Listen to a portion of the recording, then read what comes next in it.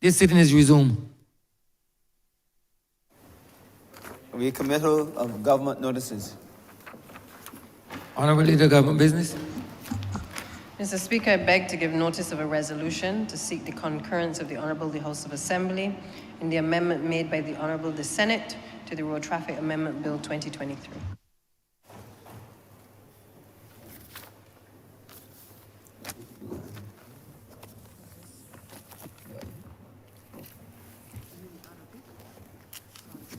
Yeah, no.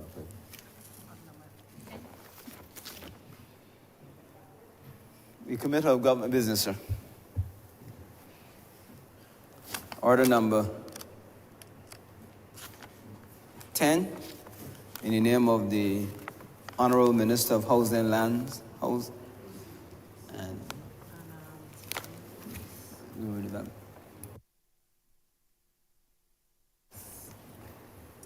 in the name of the Honourable Minister of Housing, Lands and Maintenance, to move the passing of a resolution to approve, in accordance with Section 5 of the Land Acquisition Act, Chapter 228, the compulsory acquisition by the state of parcels of land situate at Work Hall in the parish of St. Philip in this island for the public purpose of regularizing a squatter's housing area. Honourable Member for St. George South.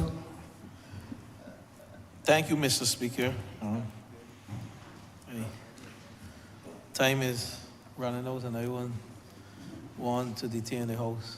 But this resolution, Mr. Speaker, the whole acquisition of 7 parcels of land at Work Hall, some 4 acres or 16,172.2 square meters for the public purpose of regularizing an informal housing settlement. And Mr. Speaker, let me begin by speaking basically on the informal housing settlement. United Nations Habitat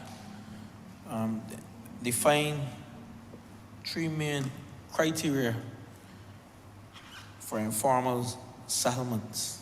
And I want to start there, Mr. Speaker. Firstly, the inhabitants, have no security of tenure and vis-a-vis the land or the dwellings they inhabit, ranging from squatting to informal renting of houses. Secondly, they spoke of the residents being cut off from services and good infrastructure, basic services, roads, water, electricity. And thirdly, they spoke on the fact that the housing may not comply with town planning, or as we would call it, current building and planning regulations for these areas. And they define these areas as hazardous areas and having absent the relevant government permission. And I start there, Mr. Speaker, because last week in this honourable chamber, I want to thank the member for Christchurch West who introduced the resolution with respect to the vesting of lands at Dodds to site some 142 houses. And the reason for that acquisition, Mr. Speaker, was to address another informal settlement at Rock Hall in the parish of St. Philip, which is in the jurisdiction of my good friend, the parliamentary representative for St. Philip South. And yet again, we are in that area seeking to acquire these lands, 4 acres, vesting in the state, and thereafter for sale at peppercorn rate to the average citizens. Mr. Speaker, this government, since coming to office, saw the need to not only regularize these informal settlements, such as Rock Hall, But to address the needs and the plights of working class people, we usually refer to the term poor people who occupy these settlements. And Work Hall is no different. And why I'm going towards the policy enunciated in this August chamber by yours truly and before me, the member for Christchurch West, where we recognize the need to, in an effort to provide affordable housing and resilient housing for working class people, we sought to cap the price of land as well as the price of services as a policy initiative. Because we recognize that in an effort to empower and enfranchise our people at the lower end of the spectrum, we have indeed to provide affordable and resilient housing. Prior to us coming to office, we can easily say that the price of land in this country were in the teens, the cost per square feet. We could not get any land below $15 a square foot, $12 a square foot. And when we analyze working class people, persons who take in home, on average, $2,500 a month net, even as high as $3,000 a month net. And we are speaking idly about empowering these persons by selling them lands at $25 a square foot in rural Barbados and urban Barbados. Do the math, Mr. Speaker. It clearly was not adding up. So we had to create a policy when coming to office and announcing. We went to cabinet and approved by the colleagues here. And we came to Parliament and we said, the price of land for working class people will be capped at a maximum of $12 a square foot. And the price of services will be capped at $5 a square foot. That's the cap. But we know very well, Mr. Speaker, that if you break that down to dollars and cents, that is still relatively high. But we are catering to different income groups. So we recognize the need to address settlements like this and sell the land to our people based on the Freehold Tenantries Purchase Act that was implemented by this government at $2.50 a square foot maximum.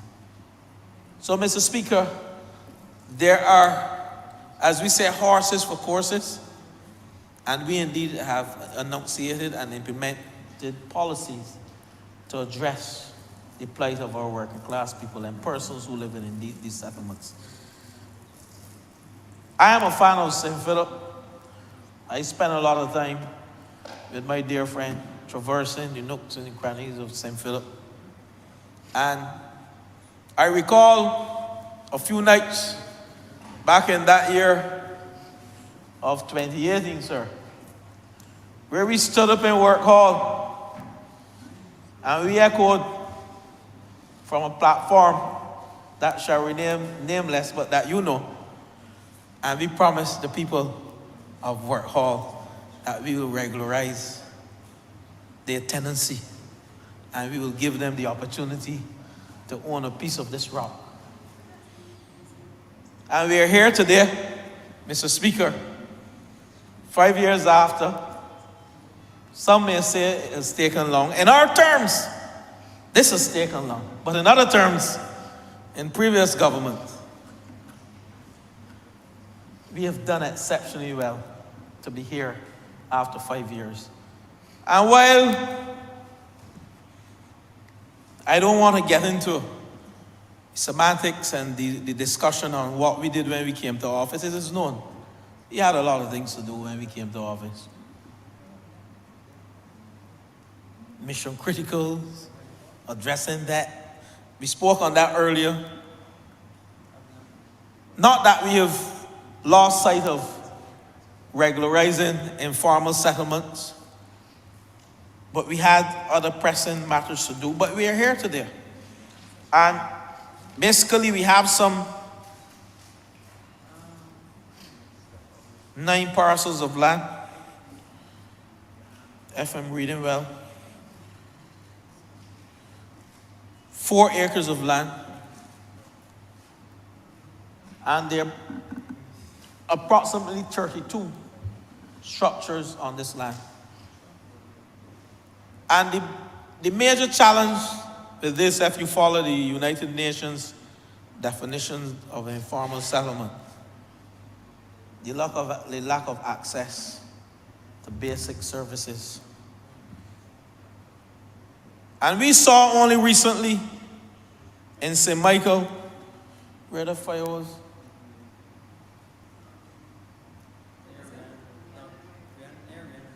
Near Rihanna Drive, where we had some difficulty. The member for Christchurch sees, and he can speak to this more so than I, because the fire service falls under his portfolio. And I read the challenges being able to navigate those small avenues. And they have said that every second for a fire, we lose so much ground with respect to the destruction of dwelling places. So every second that is lost, where you don't have access to water or you can't get access to address these issues. Paris Gap in Westbury Road, that's the place. And while we stand here, and the member for St. Michael West, this is best to make sure that those 22 persons, 4 families, were indeed taken care of. And I want to compliment the member for St. Michael West today, who did what he had to do to ensure that those 22 persons, those 4 families, had some place to stay and still have some place to stay up to today. And that is what we do as a government. We look after people's interests. But I went there to say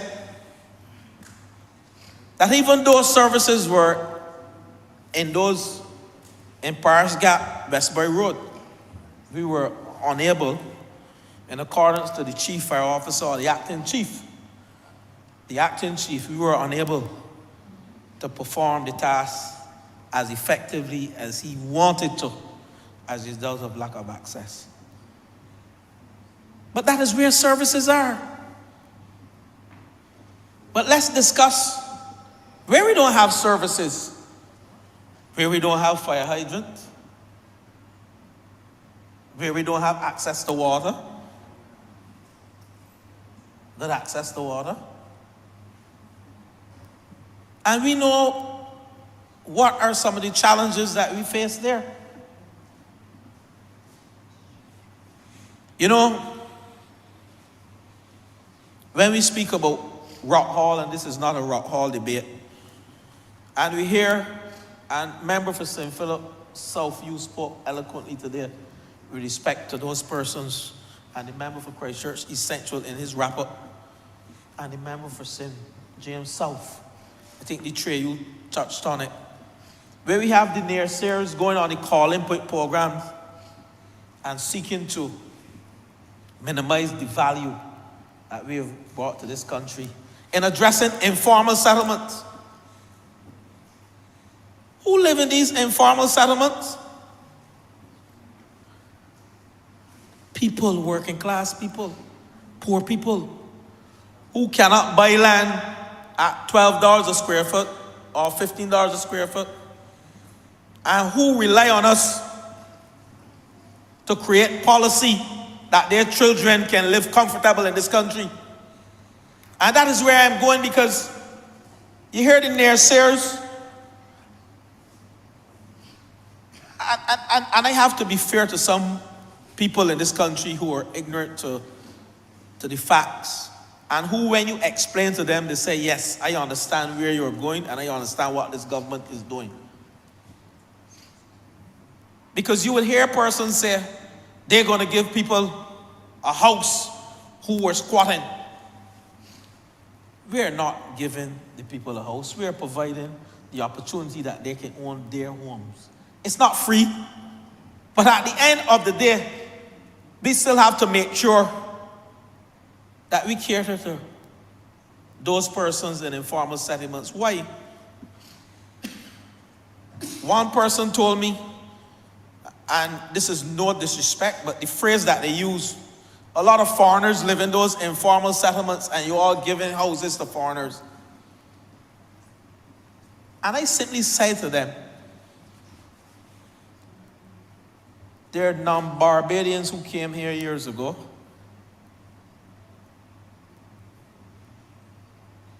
They had relationships with Barbadians, men and women, and they produce children who go to school with your children, who rub shoulders with your children. So we as a government must turn our back on the ordinary children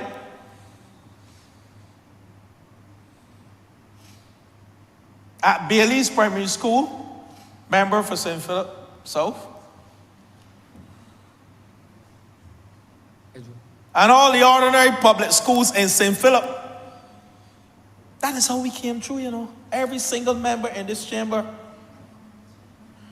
we came through public schools. My grandfather was Jamaican.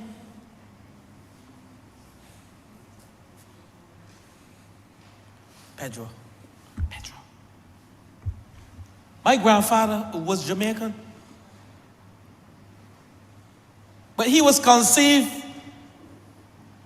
as a result of that journey through the Panama Canal back in the days. Then his mother, Miss Moore, met a Sutherland from Spanish Town.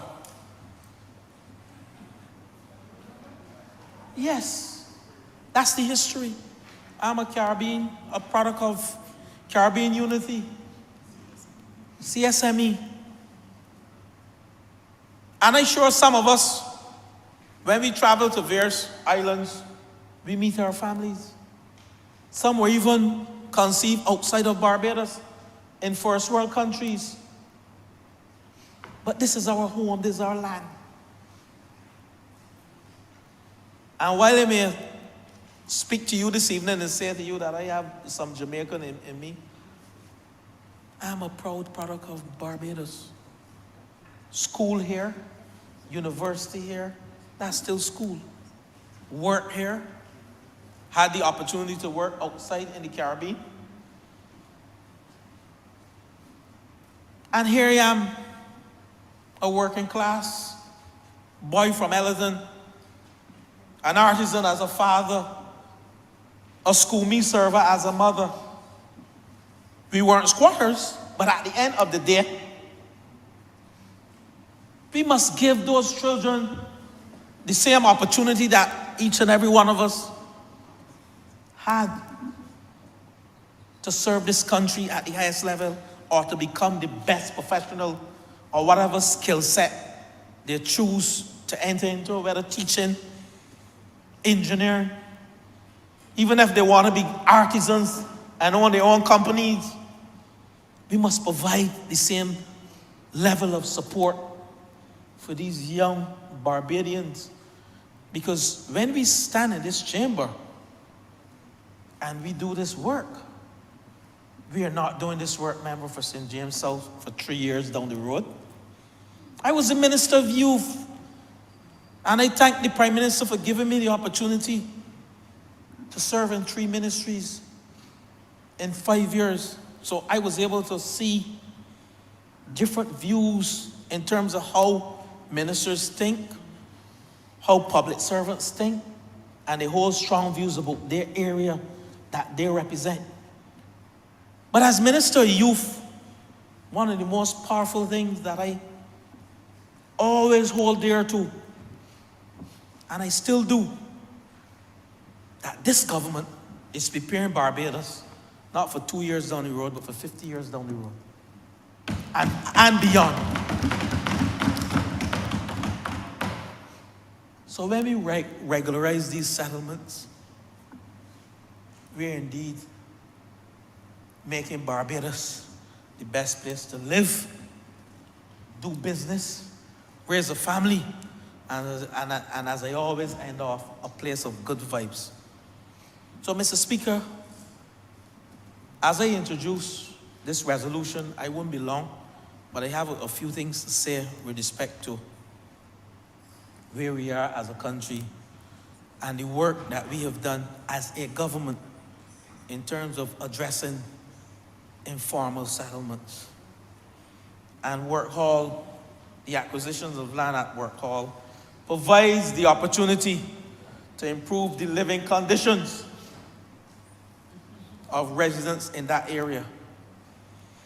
Regularizing the status of residents, making them tenants of the state.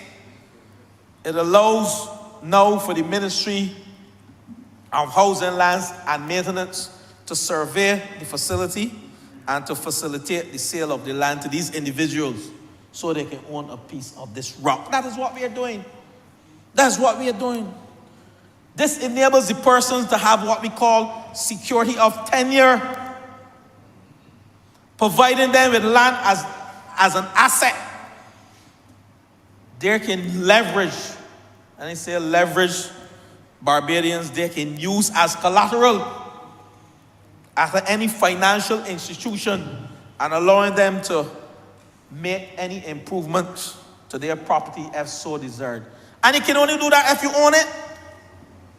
So the state has to get involved to regularize these informal settlements. And it also allows us to improve the infrastructure of this country. We spoke about that today. The member for St. Michael's Southeast, she would tell you the work that she's doing in building roads, because when we acquire this land as a state, and then we offer it for sale to these residents at peppercorn rate, we are not doing anything different. We will improve the infrastructure. Hopefully there won't be any fires. But other than we speaking about fires, there are other services such as electricity and telephone and water that we need in an effort to live. The water, especially, we heard it, the member for Christchurch East Central in his wrap-up on this debt bill today, spoke about water immensely. We heard the member for Christchurch West Central in his presentation today, spoke on the importance of water. The member for Christchurch, the member for St. James Central and also for St. James South. So whatever we are doing here, the security of tenure and empowering working class people, member for St. Philip South. I know when we go back to our romping ground, because that is a place that I have occupied for three times thus far, or twice in your support, and I've been chosen all the time, and it is a coincidence now that I'm here. Having spoken about that on 2 occasions, in 2018 and 2022, I'm here now as Minister of Housing, and I feel confident that when we return, whenever that day shall be, my good friend, we will have a lot, not only to say, but we will report progress as a government, and that is what we are about, reporting progress. So, Mr. Speaker, St. Lucia, Jamaica, our Caribbean neighbors face similar challenges relating to squatting. We call them informal settlements, the correct name for them. And they have implemented programs similar to us, regularizing these settlements by making land available at peppercorn rental rates. But we are selling. we are selling. Therefore, Mr. Speaker, this is also in keeping with the 2030 Agenda for Sustainable Development. Goal number 11, and I will read it. Goal number 11 refers to making cities and human settlements inclusive, safe, resilient, and sustainable. So it is important for this government to implement projects and programs aimed at ensuring access for all to adequate, safe, and affordable housing, basic services, and upgrading what we call slums, as well as attaining the security of tenure for those persons with title to land.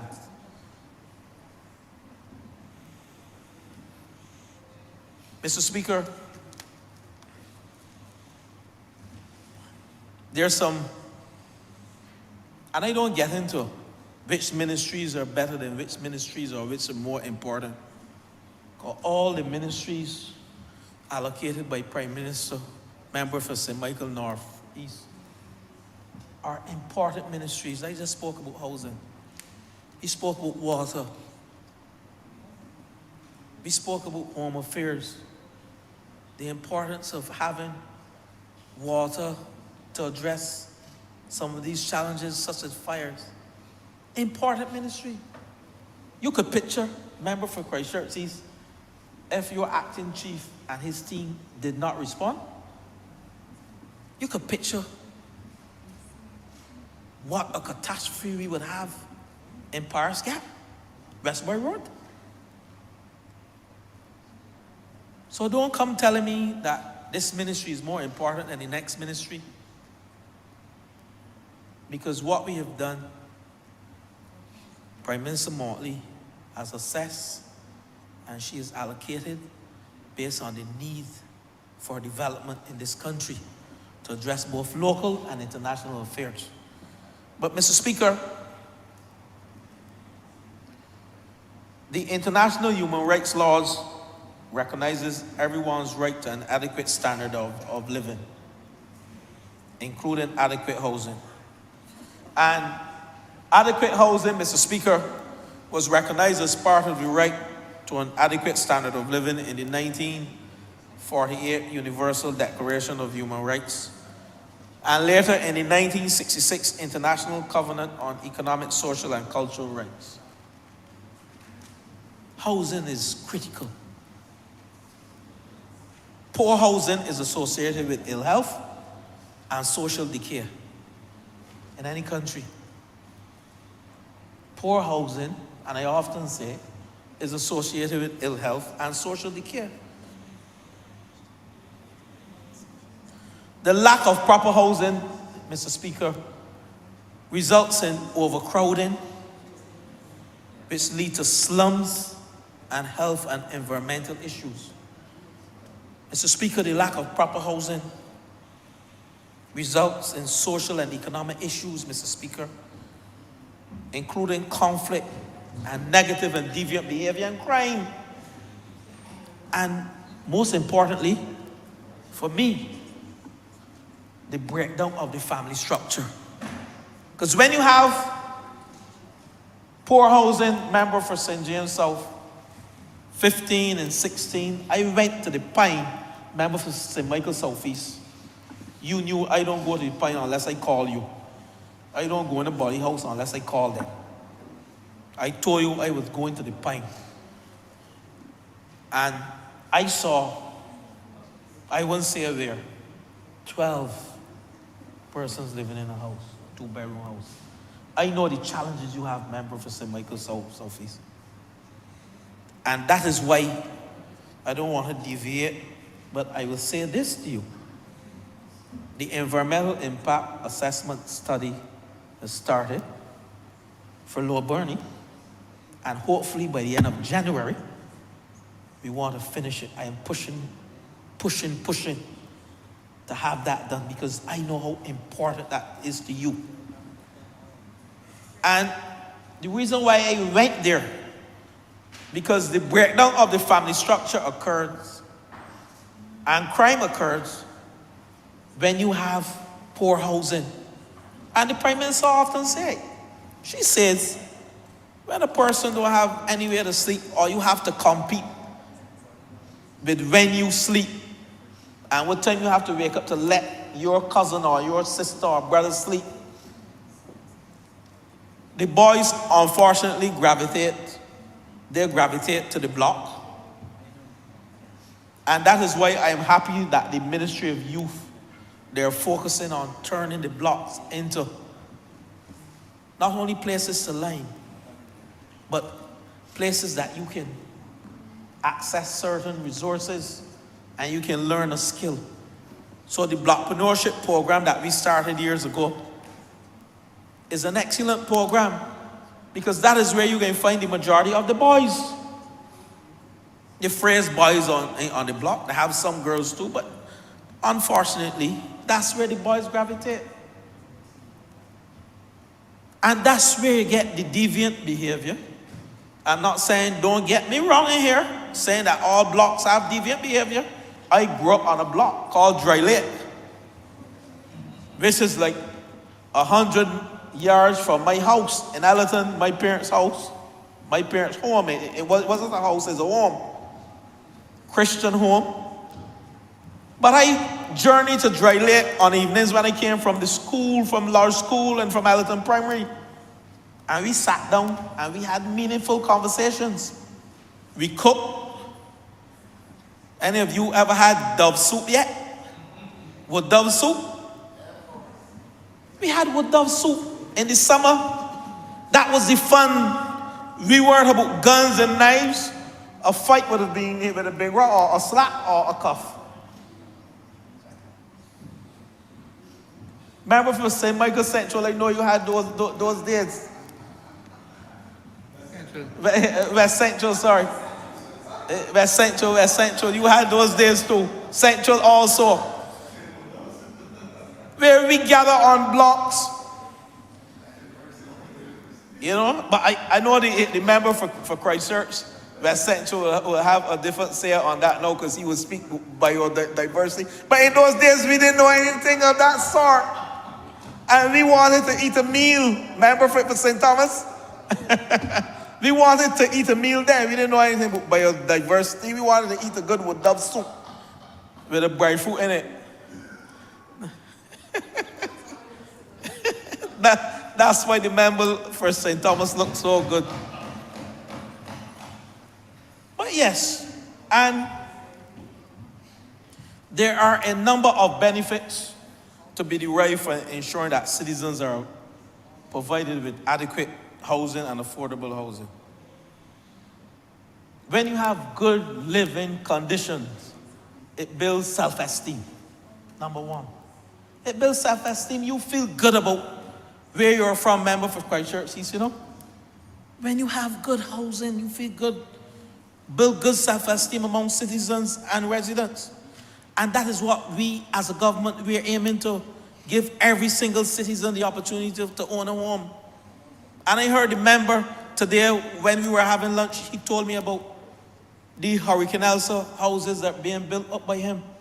And he applauded the ministry, National Housing Corporation, because we don't have all bad contractors, but he recognized that within his jurisdiction of Christchurch East, there was some good work occurring.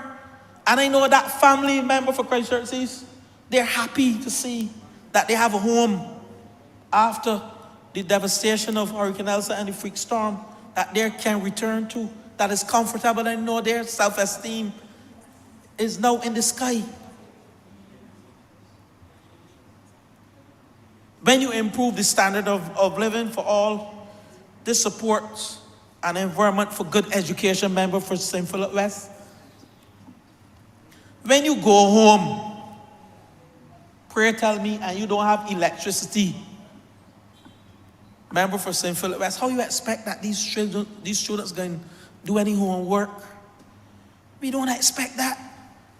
I have seen, since coming to public life, my constituency office in St. George was used as a hub for Wi-Fi connection, whereby the kids, students, go to Bledman Road on Mount Hill, and I can say without a shadow of a doubt, on evenings when I go to do my clinic in my old office, the kids line off and they refer to me as Dwight.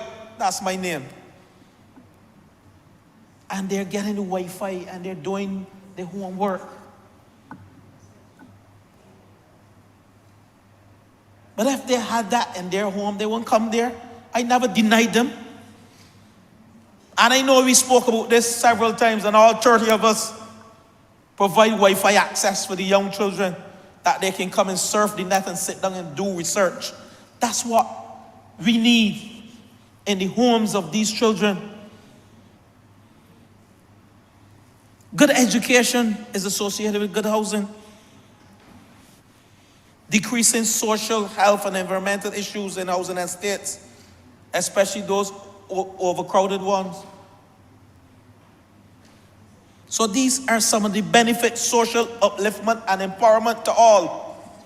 So, Mr. Speaker, this is just not a resolution of the state acquiring 4 acres of land to regularize 32 structures. There's a broader policy purpose that we're executing as I stand on my feet and as the member for St. Philip South will speak, because he knows that section and that village more intimately than I do. But Mr. Speaker, our promise to empower Barbadians, in 2022, we announced a housing revolution to build 10,000 houses over a 5-year period. And let me say to you, persons, again, the naysayers would laugh at it, but put it in context. We have 18,000 or more housing applications at National Housing. 18,000. 18,000.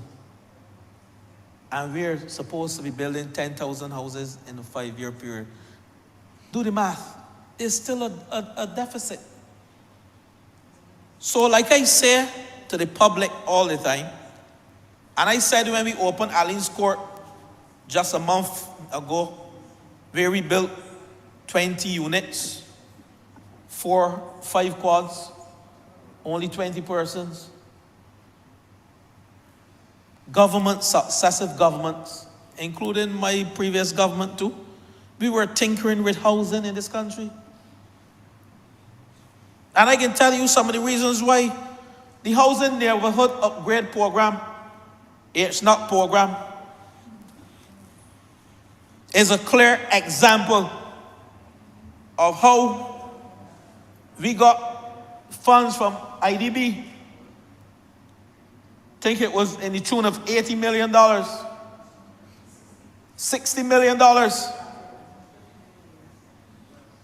to address informal settlements, Greenfield, Cat's Castle, and Allen View by the member, and Garden Land, Allen View by the member for St. Thomas. And guess what happened there?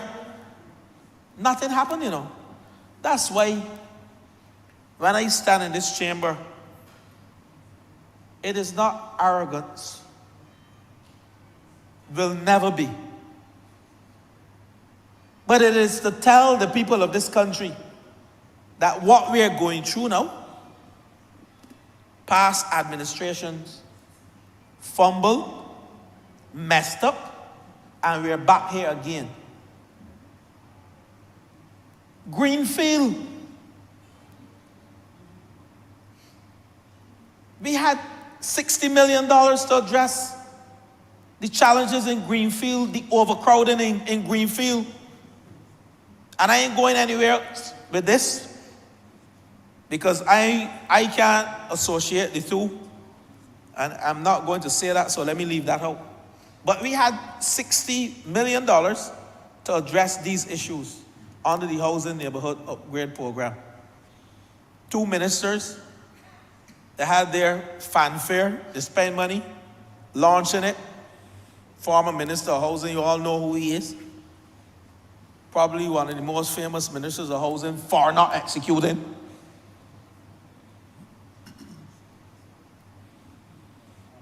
And then the former member for Christchurch West Central, they had their big opening, their launch. And 3/4 of the funding went back to IADB. And we are here now, conducting the survey for Greenfield again, after more than 10 years in the wilderness, to provide resilient and affordable housing for the residents. And why I have gone there? Because we have started the process. Solaris Court, that is being built on White Park Road, that's on the eastern side of White Park Road, 16 units. And thank you, member for Christchurch West. He saw the vision to utilize those 16 units to house persons from Greenfield while we move into Greenfield and we demolish and we address the challenges. Member for Christchurch East, a fire truck can't access certain areas of Greenfield. And I say that here, not proudly, but I say that with a bit of, I wouldn't say shame, but the fact that we've now 10 years after seeking to address these issues and knowing what happened in Paris Gap, in Westbury Road, fire truck can't access certain parts of Greenfield. I thought Greenfield was a member for the city some months ago. And that is why the government will accept the offer by the landowner so we can develop that land as we seek to move out, address, move back in, move out, address. That's the process. So, Mr. Speaker, let me just briefly, because I don't want to detain you much longer, list a few of the other areas that we have regularized informal settlements. Work Hall is not the first.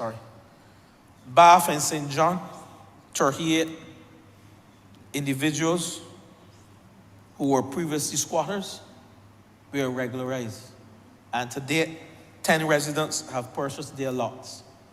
And we are working on that to have all other 28 persons have their lots at peppercorn rates. That's Bath and St. John.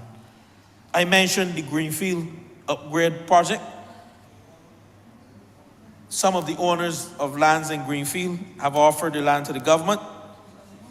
And we know this is a densely populated settlement. And we are hoping to regularize this, to give the residents of Greenfield. Some persons from Greenfield will tell you they are going to live nowhere else but Greenfield.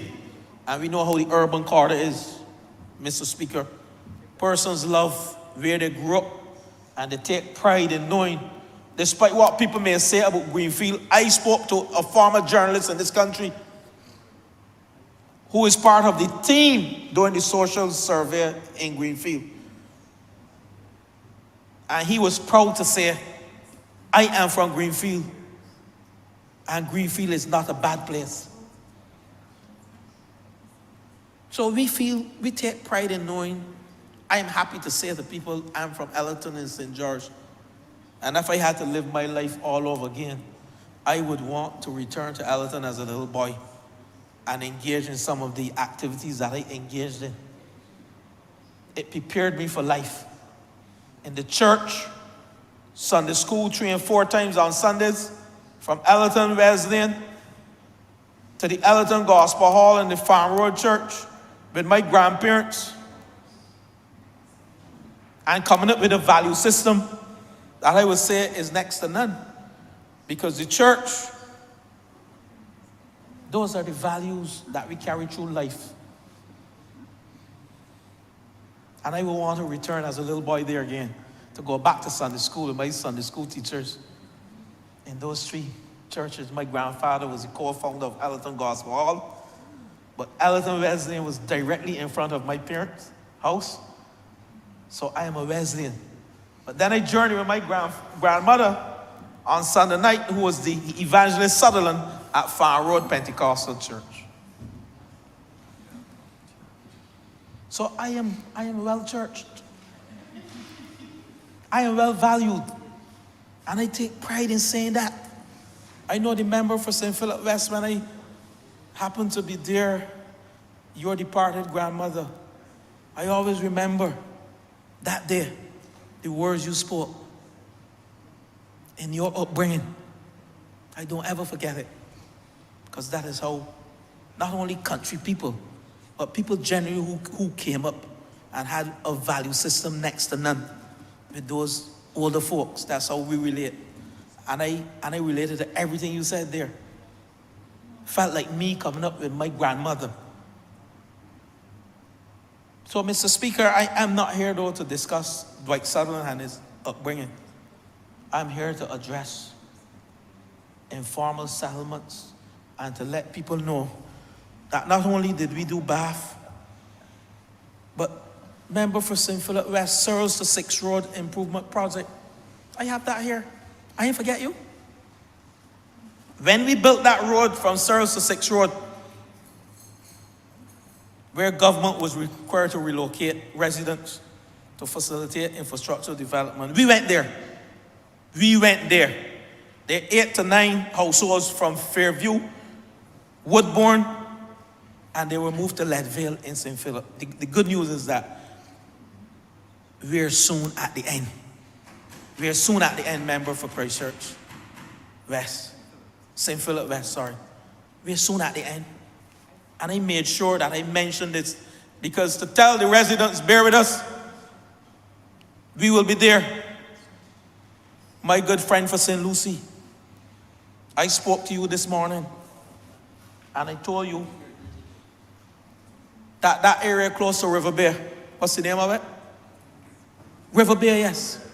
How many residents there are? 15. Tell the residents of River Bay, if they're listening to me, we are on a drive to empower working class people in this country and to give them ownership and affordable access to housing. And we have to regularize, same way Leadville, we are regularizing River Bay for those 15 residents. And I promise you your Christmas gift. I promise you that this morning. And Mr. Speaker, while Rock Hall was debated in this chamber, we cannot at all throw cold water on it. I want to thank the member for Christchurch East for supporting me wholeheartedly when we journeyed there. I wanted you to thank your staff of the prison, your senior staff of the prison, for recognizing that this is an important project for regularizing and informal settlements of 222 families. I want to thank you, the member for Christchurch West, as well. This government is working, and if people say this government is not working, something is wrong. In every area, I can point to someone in here who have supported the various ministries, whether it is my ministry, it is the Ministry of Economic Affairs, and I spoke to the member for St. Michael's South Central, and I have to do some stuff for her as well. And I can't forget her. And she knows that very well. Her people in the Pine Basin, close to the Pine Basin, will be happy shortly before the end of this financial year. I commit to doing it. My people will do it. And your good friend from St. Michael, from Christchurch West, is stopping with you. And he has been on my case for you. That's a friend. And we came to office, and look what a wonderful team we are. We made friends, and we do things for each other with a view to empowering the people of this country, working class people. So, Mr. Speaker, while the Dodslands North Concordia Gardens are earmarked to recite residents from Rock Hall, and we have started that process, because 7 households have been relocated from Rock Hall to Carpenter's Glade. 1 has gone to Leadville, and 3 have been allocated homes at the same location, Leadville, and we have built 26 houses at Parshland and St. Philip and Leadville for residents from Rock Hall. The process, one would say within 5 years, we could have done more, but we had a lot of challenges. And I don't want to find any excuses, but when you have 1,500 houses to rebuild, with scarce resources, and we discussed the debate, the debt clause, member for Christchurch, essential, we could not have done everything. We could not have done everything, and that's why this debate is so relevant to what we did earlier today. Because here it is, we persons could say we should have moved those 222 households from Rock Hall. With what money? We started, COVID came, we had to stop. One of the first things we did, the Minister of Housing, who has now retired from elective politics, my very good friend, George Walton Payne, he brought that paper to Cabinet to regularize Rock Hall settlement. And thereafter, member for St. Philip South, you were so happy, but then what happened? COVID came, freak storm came, and resources had to be diverted. My star, member for Christchurch, Essential, had we had this debt clause before then, we would have been sailing, you know? We would have been sailing because we would have freed up some funding, some liquidity to address these issues. And that's what we discussed this morning. White Hill to Farmers relocation.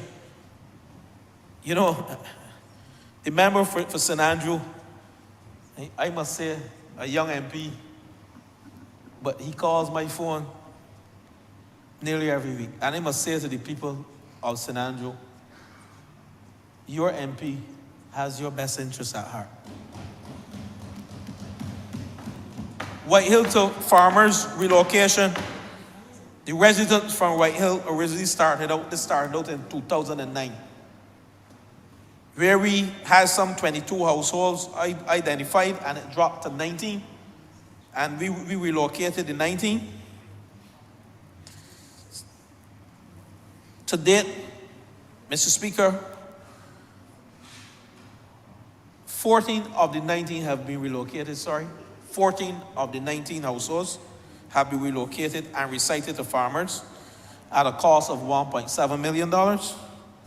In addition, we have started 2 houses and we have awarded contract for 2 others.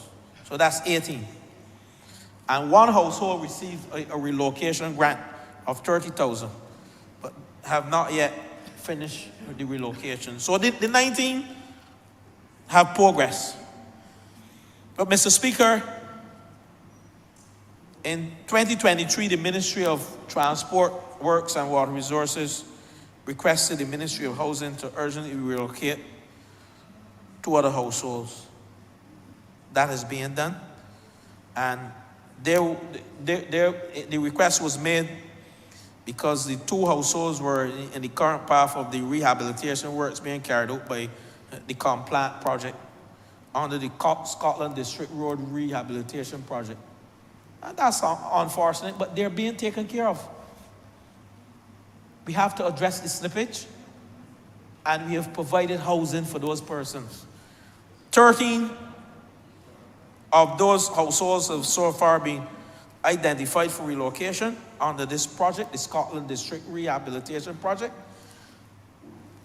And we're currently in the process of identifying lands for future housing development for those to be relocated under the Complant project. So, Mr. Speaker, we are addressing actively the issues with settlements and the need to give people security of tenure. Murphy's Pasture redevelopment project being undertaken by the Urban Development Commission. They're in the process of relocating 7 residents of Murphy's Pasture in an area located in Chapman Lane, the city. And they have identified the Jorvilla hardwood houses to be utilized. And this project has started. This moves me now to speak on the last area, National Housing Corporation. Under the free transfer of tenantry program, we have some 3,000, and you heard the project coordinator for National Housing in an excellent interview. He spoke about transferring a title for these people. And he have given the commitment to those of you with housing units. Thus far, of the 3,072 it is, or 42, only 400 plus have been given title. But we have committed as a government that by mid-2024, all 3,000 plus persons who have qualified for the transfer, under the transfer of tenantries program, would be given title. And what that does, they can leverage that asset to help their children go to university. And we have persons who have satisfied the requirements. And soon to be the acting Attorney General member for Christchurch East, we will bring to Parliament, through an act of Parliament, to have this fast track so we can give persons their title and have these tenantries and units transferred in a very seamless and uncumbersome way so that we can empower families and give them the right to own a piece of this rock and leverage that asset to develop their families and their children. Mr. Speaker, I'm not going to go into the housing program, only to say that the housing program is well on its way.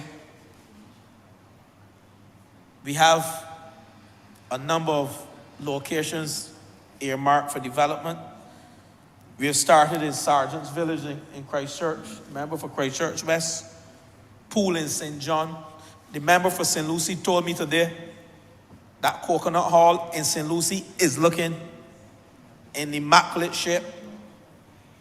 Clifton in St. Philip, Concordia North, Dulles, thank you again, member for Christchurch East. Pleasant Hall in St. Peter. Ginger Works in Branchbury will be vested in national housing within the next week.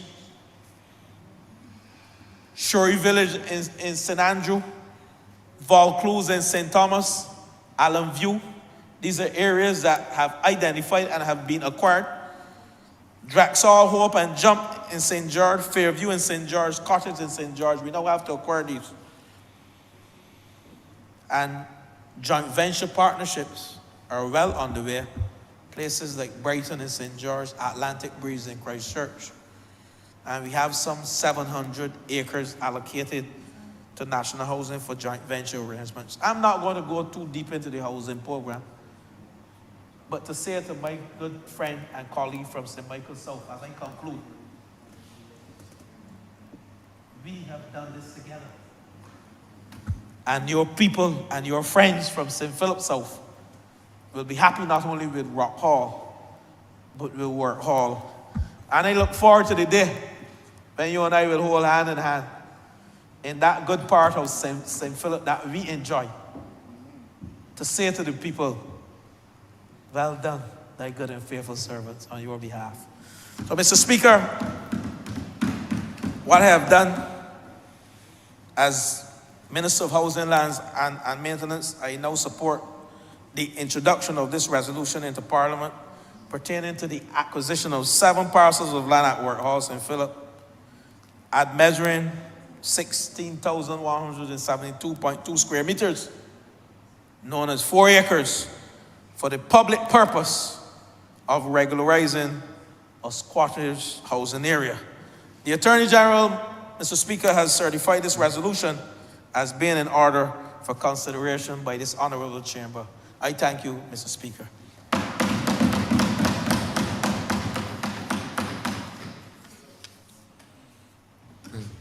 Mr. Speaker, I beg that this resolution now pass.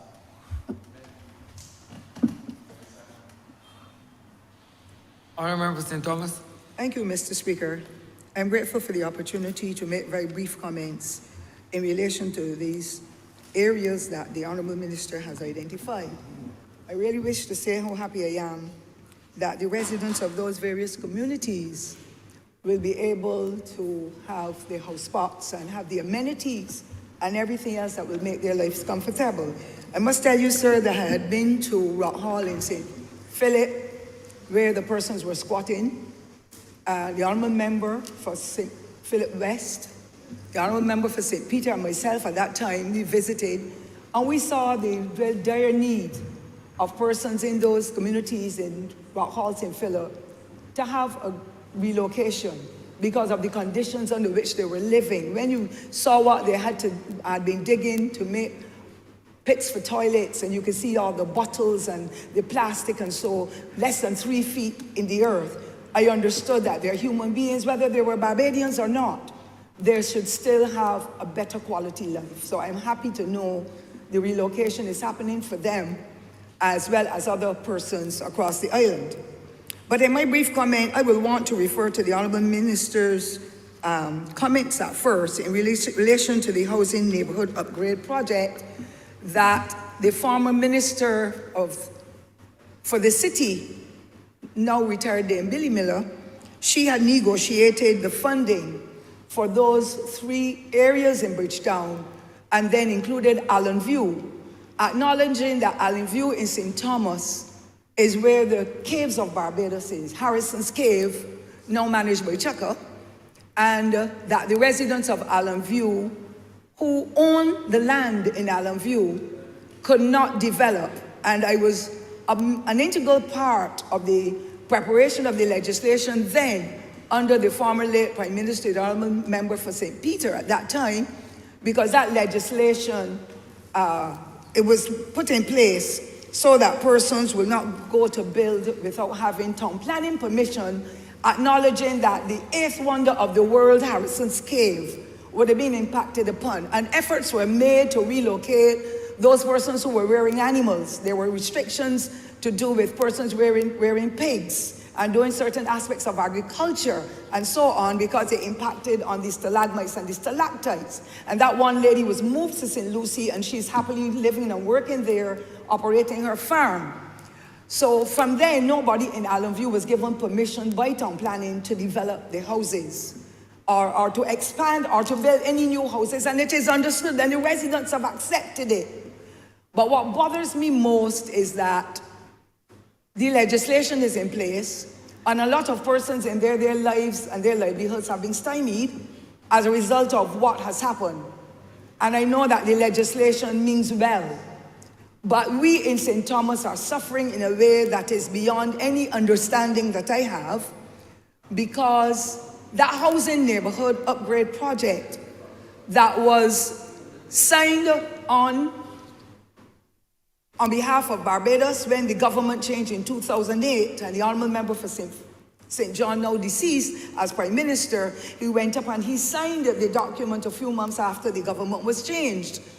Allen View was included, the Honourable Member for St. George South, he mentioned it, with places such as the Garden Land, Cap's Castle, Greenfields, and there were the urban communities to benefit by that $30 million, while Allen View was the only rural location included. And the reason why Allen View was included is because the houses that were in existence already, that were already established, they needed some adjustments. And there was a plan for a sewage system to be installed so that the pit toilets would not, the liquids and so on, the waste from the pit toilet, should I say, would not be percolating and going through to impact on the stalagmites and the stalactites, because they had seen a small percentage of that, and that was the reason why the young lady, Ms. Eversley, was moved and taken down to St. Lucie. During that period, sir, in the change of the government, Absolutely nobody in that Democratic Labour Party government paid attention despite the numerous requests. And of course, despite of the findings that had taken place that indicated that the Allen View, persons living in Allen View that were not properly sewered, the waste would impact on the stalagmites and the stalactites, which are the beauty of Harrison's Cave.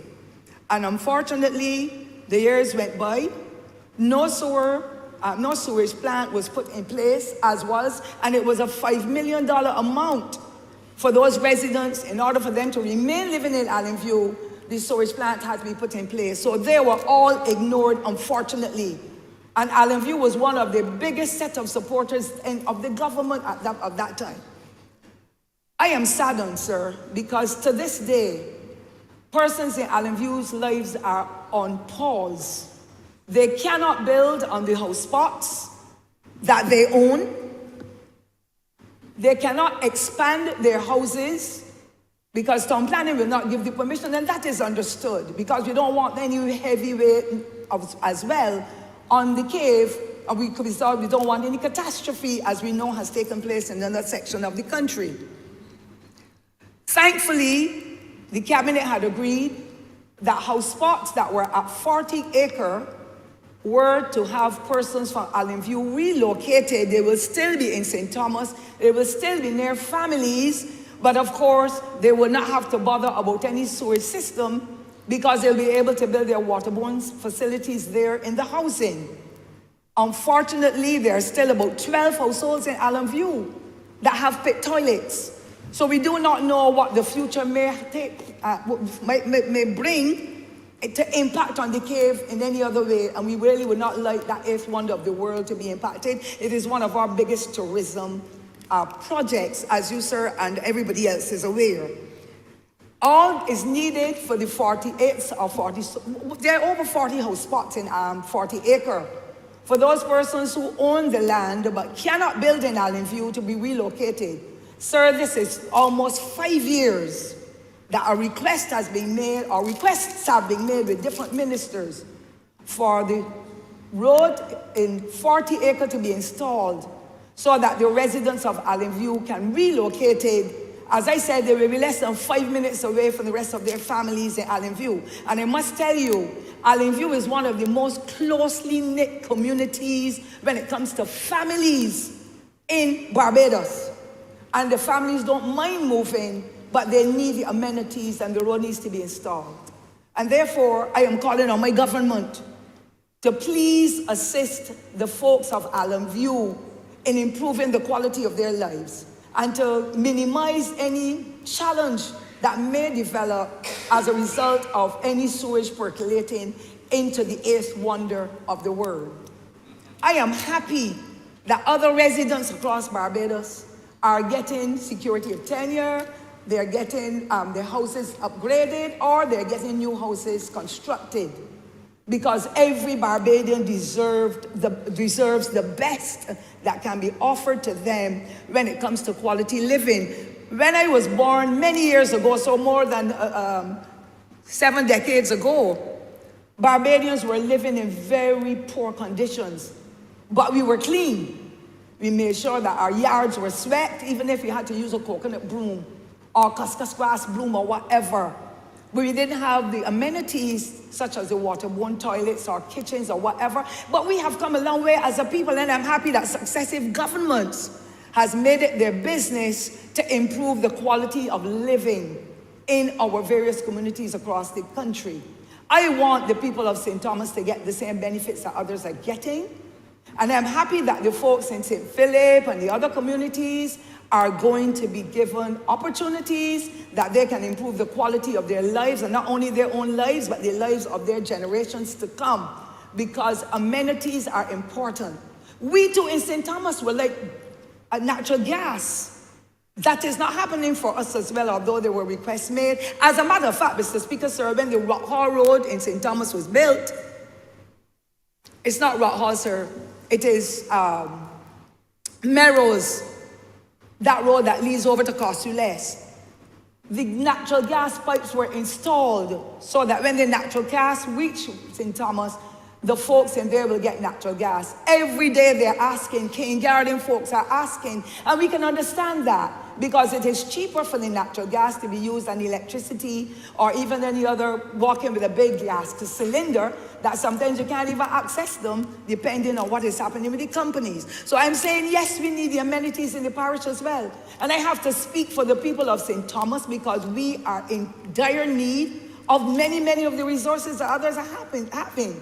So I'm happy for the St. Philip folk that are getting their roads fixed, they're able to access spots, pay for them, and so on and so forth. I'm happy for those in St. George, whether it be St. George South or St. George North or St. Andrew or wherever.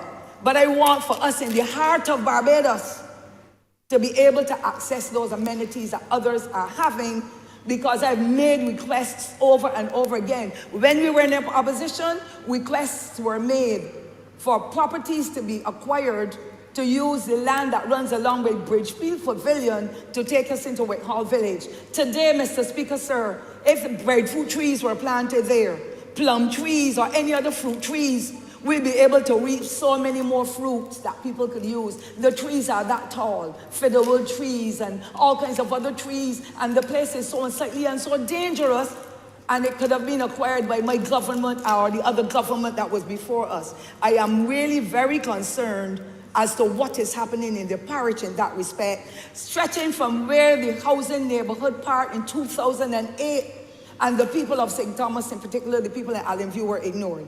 And therefore I want to say how happy I am that government is making sure that facilitation is given to people across the length of Barbados.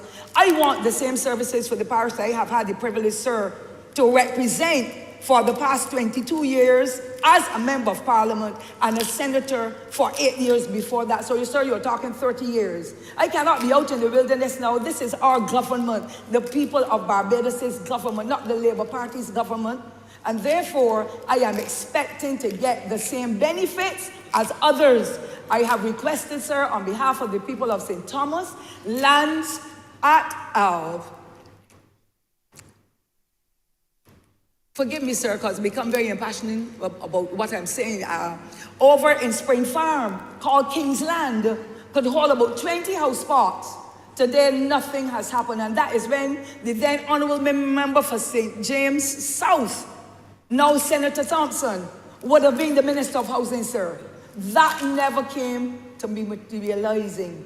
And therefore, the land is still letting fallow. Some guys have now put up little shops and different little things there, and I want them to get some help from the Rural Development Commission to be able to expand their little businesses. I don't know if they're legal because King's Land is still there. The same thing happened in the village for Whitehall. I want, sir, to commend the government for the various efforts of empowering Barbadians to get better quality lives through housing and being able for the Ministry of Housing to build housing units and all that, to expand it. But I want the same services that are being offered to the people across the length of Barbados for the residents of St. Thomas who have been faithful to the end to every government, but more particularly the Barbados Labour Party. We are people too, and we need to get the services, Mr. Speaker, sir, so that our roads can be fixed, we can get the natural gas, we can get the housing solutions, we can get our pavilions upgraded. Just about everything is needed. I expect the government that I'm a part of to be able to reach out and at least give me things incrementally, because I get very jealous when I go around and I see all the different things that are happening, and we in St. Thomas, because we're faithful, we are suffering by the minute for housing. I heard the Honourable Minister speak about Vaucluse. I just want to know where in Vaucluse, because I felt that I should have been at least given the courtesy of knowing, because I want housing for our people too. There's no point in registering now at the National Housing Corporation. We know of the large numbers, although I feel that some of those large numbers at National Housing, people have already over the last 10 or 15 or even 20 years been able to access their or acquire their own properties, but their names still remain on the list. So the list really needs to be cleaned up. And when they get housing units, that will help because not everybody can pay for a house or access a mortgage or a loan or will have the kind of funding that they can pay for a house. So I am waiting to see what will happen at Vaucluse because the people of St. Thomas need to be empowered and have their own spaces as well, that they can live in peace and serenity as most people in St. Thomas have been over the many, many years. I commend the Honourable Minister for identifying other parishes where houses will be done to facilitate people, whether it be rent to own or whether it be for the ownership or the sale of land. But we in that parish, at the heart of Barbados, we too want to be recognized. And wherever possible, and this government can be able to get back to Allen View, that the people are still living there with the challenges, at least to have the sewage system put in place to make sure that the longevity of the cave, if I can call it that, that can be preserved because the cave will go on for many, many centuries once those important aspects of it with the stalagmites and the stalactites are not impacted upon. If they are, then you know, Mr. Speaker, sir, that there will be no longer anybody wanting to come to visit to see discolored stalagmites and stalactites and all such. So, Honourable Minister, I commended him and his team, but I want them at the National Housing Corporation and the Ministry of Housing and Lands to remember that the people of St. Thomas are people too. And I should not have to come here, Mr. Speaker, sir, to ask for one road to be developed to transfer a few persons who own land but cannot build because of the legislative restrictions to be able to move down to 40 acre that they too can carry on with their lives because they never can tell. The houses are falling apart. You can't build heavy wall houses because of the structure. You don't want to compromise anybody's life or health.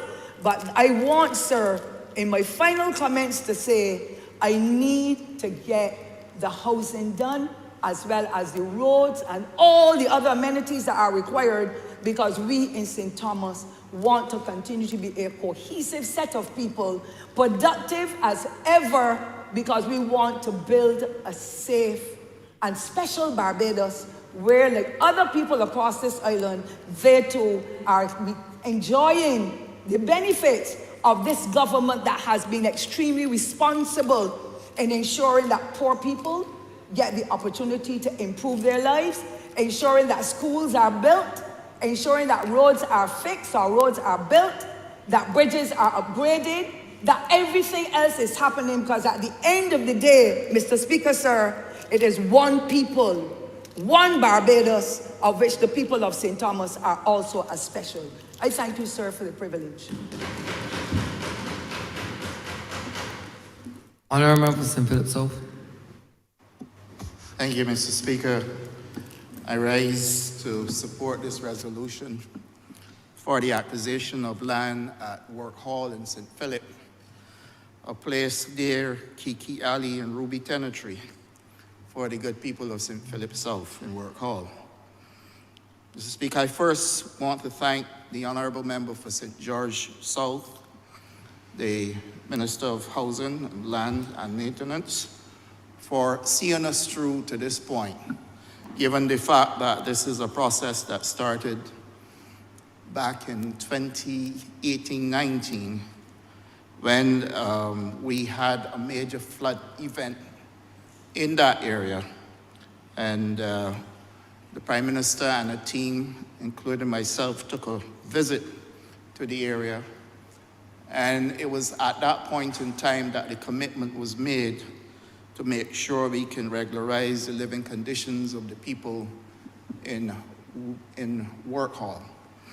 Mr. Speaker, I know it's very easy to mix up the two, Work Hall and Rock Hall, sounding almost familiar, but I would say to you, Mr. Speaker, that whilst it is true that we have to do right by everybody, it is perhaps a little more special for me, for the people at Work Hall, and I'll explain this. Mr. Speaker, 90% of the people in Work Hall, or good 99% of the people, are all Barbadian poor people. That's the first thing. Work Hall is a tenantry coming out of tenantry life, where at the time under the Tenantries Freehold Purchase Act, the owners of that land would have acquired some of them didn't, so they didn't take advantage of the opportunity. And those lands, invariably, people who were born there in families. So I own a piece of land here, the next piece is vacant, but nobody understands the ownership. So that family member builds next door, and it went on and on and on and on and on. This is not a case of people deliberately coming into an area, being fooled about the land, being sold land fraudulently or anything like that. So this is an entire community, a village that really developed in Work Hall into Ruby Tenantry all the way up to Kiki Alley. Mr. Speaker, what I'm really proud of, and I'm extremely proud of this government of which I am a part, that we can reach the point now where those people can actually own the land they're on at a cost. There are people looking just like you and I, Mr. Speaker. And I have said over and over, and I will continue to say, because there's certain things in this country that we must say. We have had, prior to me, 5 other elected members of Parliament who represented St. Philip South. It is true that all 5 are now in the same bosom of the Democratic Labour Party, even though that ought not to have been, but it is, because that's what life is. And this is how people behave. And they masquerade and pretend that they care about poor people. They only care about themselves.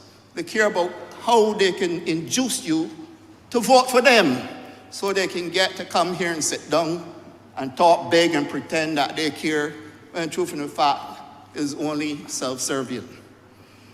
But Mr. Speaker, I have come against a wide range of criticism for wanting to help the people at Work Hall, including threats to take the matter to court, sir.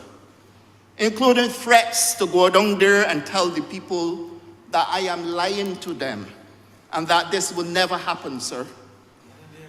And in as much, sir, as I took the then Minister of Housing, Senior Minister for MP for Christchurch West, to speak to the people over there, would you imagine that they still went down there and said to the people, I was lying to them.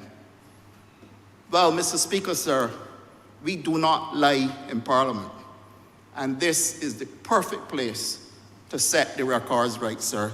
And that is why I'm thankful to the Honourable Member for St. George South for helping us get this right.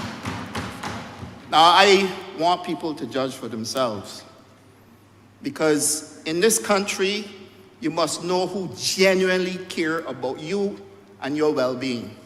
It's not so much about what people say. You can say anything, but it's more about what you deliver. Is how much of what you say you can do within a realistic time. And I acknowledge that this took a while. But what you cannot change is what has happened here this afternoon. That this resolution will now be passed in this honourable chamber, and the people at Work Hall will have the opportunity to own the land that they grow up on and get children. That is what is important, sir. This is not so much a debate about how popular you can become, because that is not my mission. My mission has always been, how can I help those that cannot help themselves? Because I was born in the depths of poverty. Anybody that knows me knows very well that I grew up in Church Village. The Honourable Member for St. George South calls it Clifton, but it's really Cliff Den. We grew up in the den. So if I understand struggle and I understand poverty, sir, how can I now leave people who are living in poverty behind? It just won't be right, sir. My mind, my heart and my head couldn't connect with that, sir.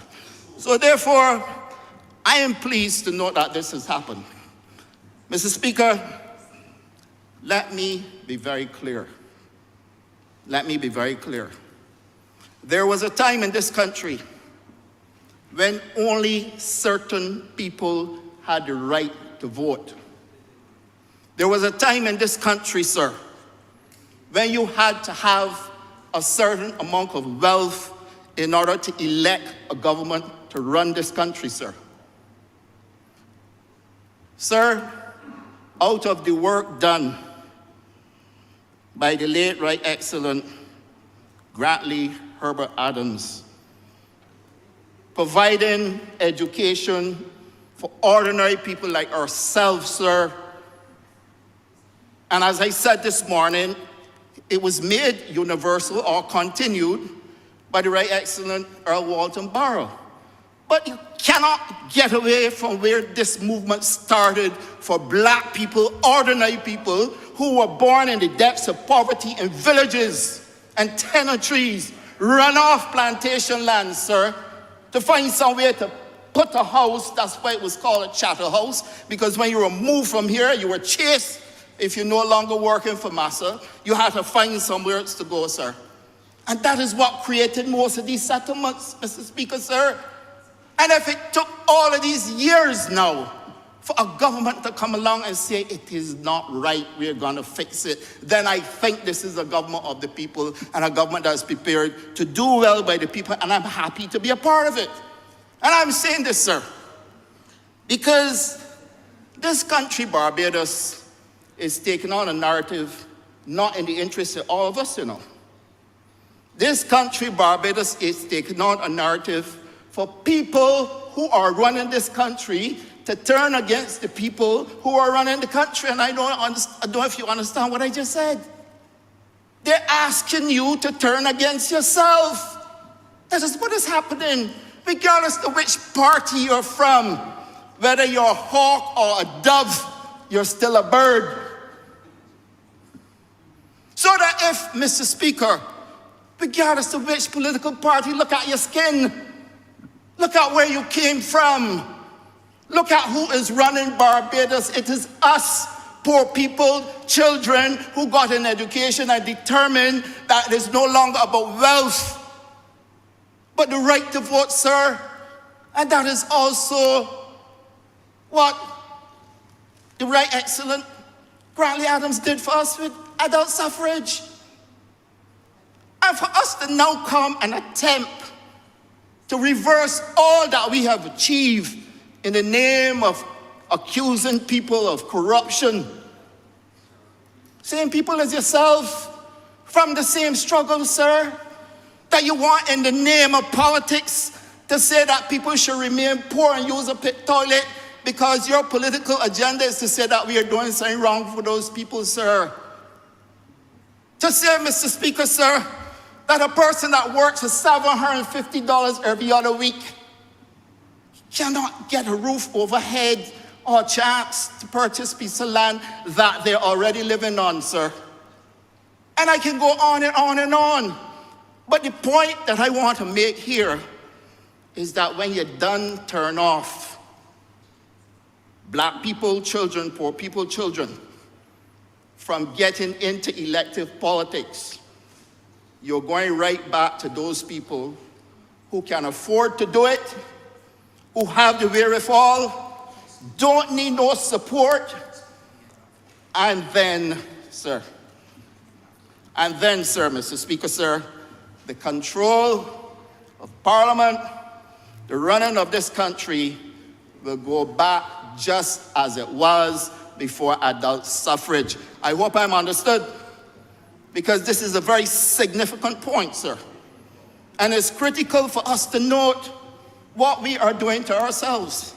How can someone interested in coming in this chamber to represent people choose to tell the same people lies in order to come here? Now, if you're doing that and you're not here, what will happen when you get here and come across a challenge like a COVID pandemic, for example. What will happen if you come here, sir, and come across a challenge like Rock Hall? What will happen if you come here and come across a challenge like Work Hall, or like the Honourable Member for St. Thomas just said about St. Thomas? Mr. Speaker, are you surprised, sir, about the period between 2008 and 2018, sir? And I have not heard one single Barbadian said yet that they want to return to that government, you know. I hear they want us to be critiqued. I hear that they want to be sure that what we are saying somebody else can explain, because they don't want you to judge or critique yourself. I heard all of this saying, I wish somebody could tell me what this is all about, because I can't figure it out myself. And I get all of that. But what I do not get is the perfidious approach to elective politics. I don't get it, sir, and maybe I am getting too old, because I do not understand how you can do that to people when you look in the mirror, they look just like you. That is my point. That is how I feel, because I know when I grew up in Clifton, we had no running water. We had no electricity. There was no telephone, sir. We didn't have proper roads. So when it rained, we walked through dirt to go to school. We walked through pools of water. Sometimes we had to stay home because we couldn't come out, sir. We, all of us, majority of us in here, went through the same struggle. And where are we now? We are in this honorable chamber running the country, sir. And I do not think that is fair, that we should turn our own people against us by allowing them to believe that what we are doing is going to be detrimental to their future. They did it with Rock Hall. I expect them to come and do it with Work Hall now. And all of these settlements that develop out of poor people coming off the plantation, not having money, born right side of a spot, and put up a little thing. Ain't doing that wrong, sir. Nothing wrong at all. And if you go and check right now, you will find that there are no deeds for a lot of the land that people are living on. And so therefore, Mr. Speaker, I am pleased to support this. I want to send a clear message to the people of St. Philip South, but in particular, all Barbadians. Be wary of a wolf in sheep clothing. All that I have said I'm going to do, I have delivered so far. This is yet another one. And that is the defining difference between somebody who's sincere, who care about you, and someone who's in this only for themselves. I'm obliged to you, Mr. Speaker. Honourable Member for St. George South. Thank you, Mr. Speaker. Let me thank the two members who spoke in this debate, this resolution. Member for St. Thomas, and I will comment briefly on the member for St. Thomas. And my good friend, this touched his heart, his soul, and his mind, and his body. Everything it touched. And I want to thank him for being so passionate on behalf of his people, to seeing it to this stage.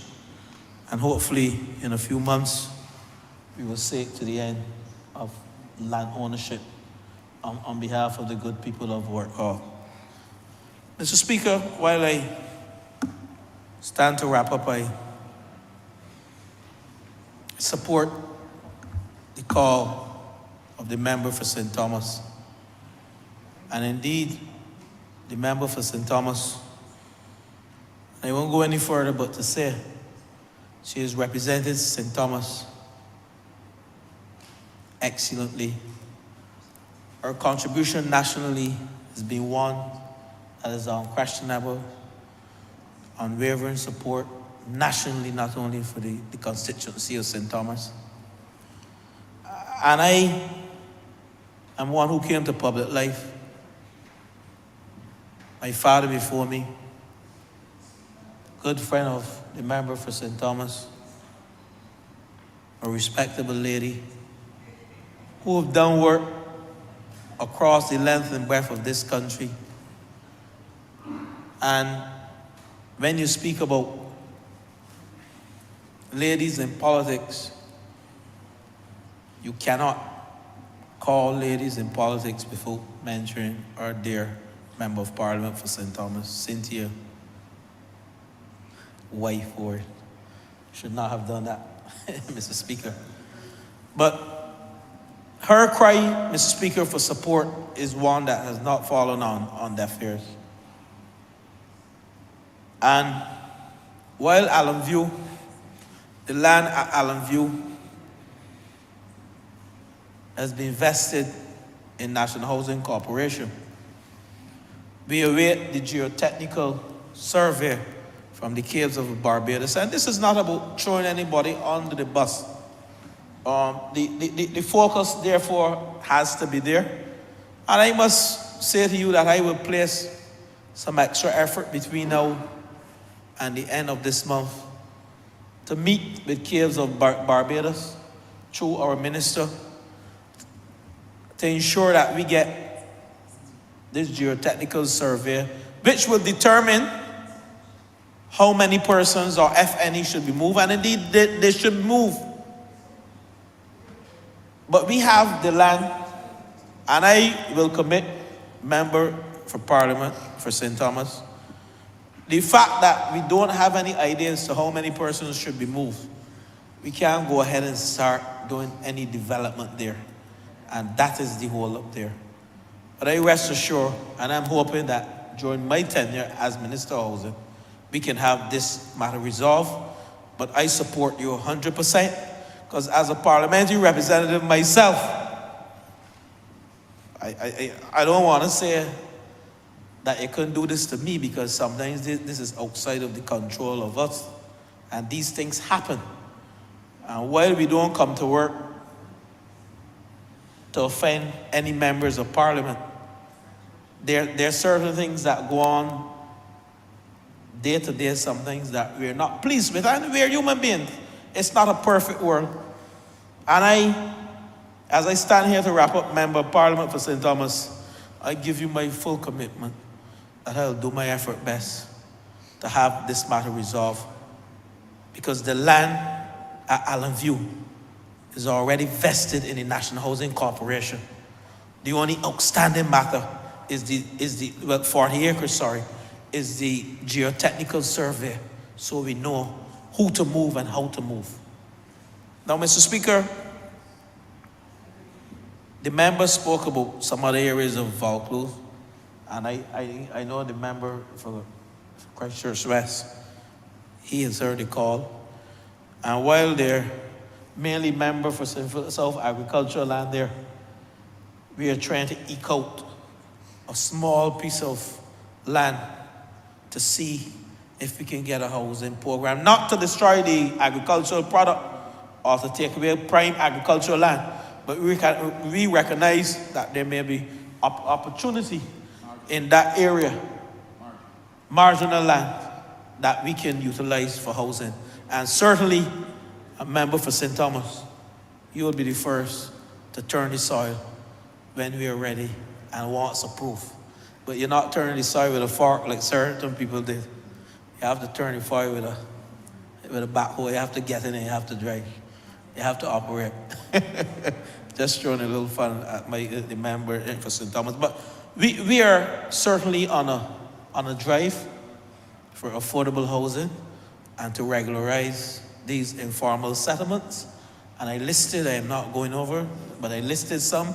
It's not an exhaustive list by no means, but I am confident that the journey to empower, as you said, member for St. Philip, working class people who toil long and hard in those fields to ensure that their children can enjoy a piece of their rock, of this rock, and their children will live in a country that they themselves will see as the best place to live, work, school, and do business. With those words, Mr. Speaker, I beg again that this resolution now pass. I'm obliged to you. The question is that this resolution do not pass. All those honorable members in favor, please say aye. Those against, please say no. We think the ayes have it. This resolution stands passed.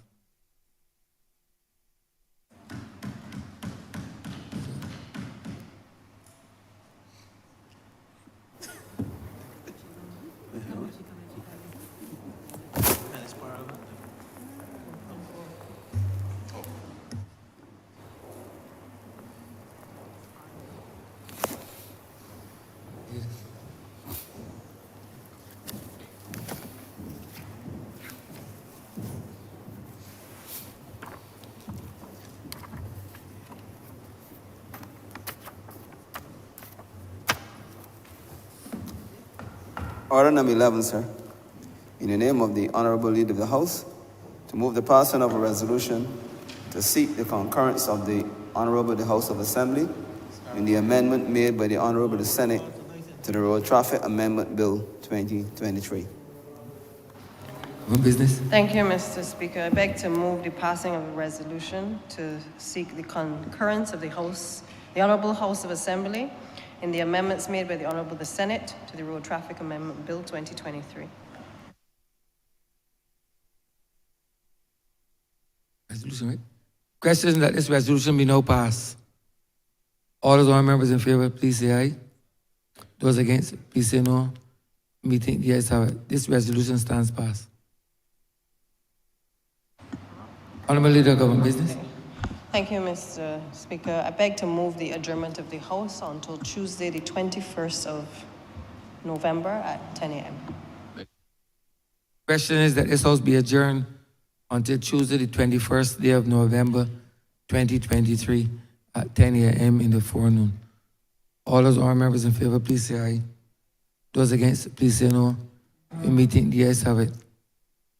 This Honourable House stands adjourned until Tuesday, 21st day of November, 2023 at 10 a.m. in the forenoon.